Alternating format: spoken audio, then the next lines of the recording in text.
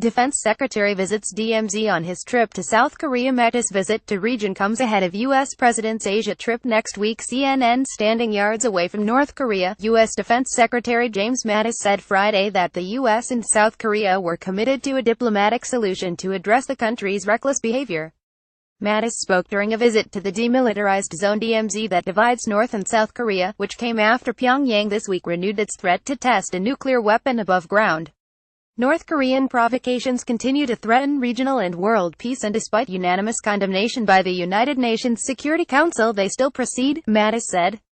Facing away from North Korea, Mattis referenced the words of his colleague, U.S. Secretary of State Rex Tillerson, saying that our goal is not war, but rather the complete, verifiable and irreversible denuclearization of the Korean peninsula.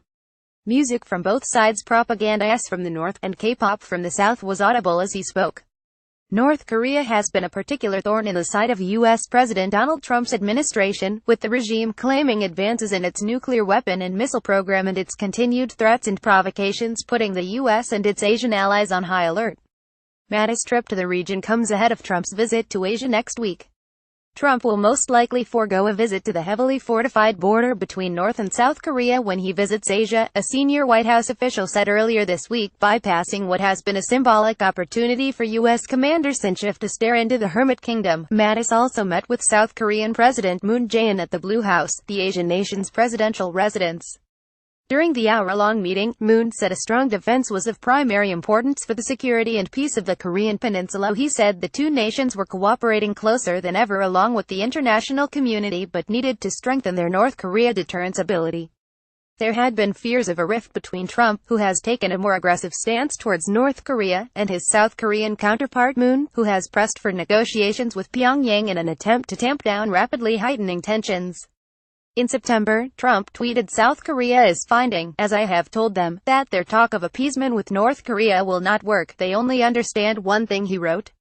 He didn't specify what the one thing was, but has suggested in the past that shows of military force are necessary to halt the country's progress toward nuclear armament. Mattis' visit to South Korea comes as two Democrats introduced bipartisan legislation designed to prevent Trump attacking North Korea without the approval of Congress. Sponsored by Rep. John Conyers Jr. and Sen.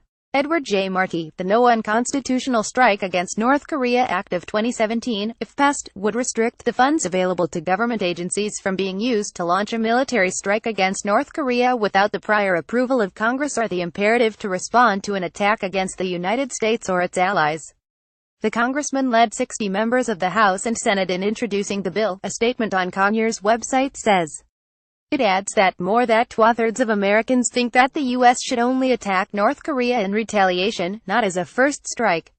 Military backup. Speaking to U.S. and South Korean troops at Yongsan Garrison following his return from the DMZ, Mattis said that while the U.S. and South Korea were doing everything possible to reach a diplomatic solution, the combined military presence was key to the strategy.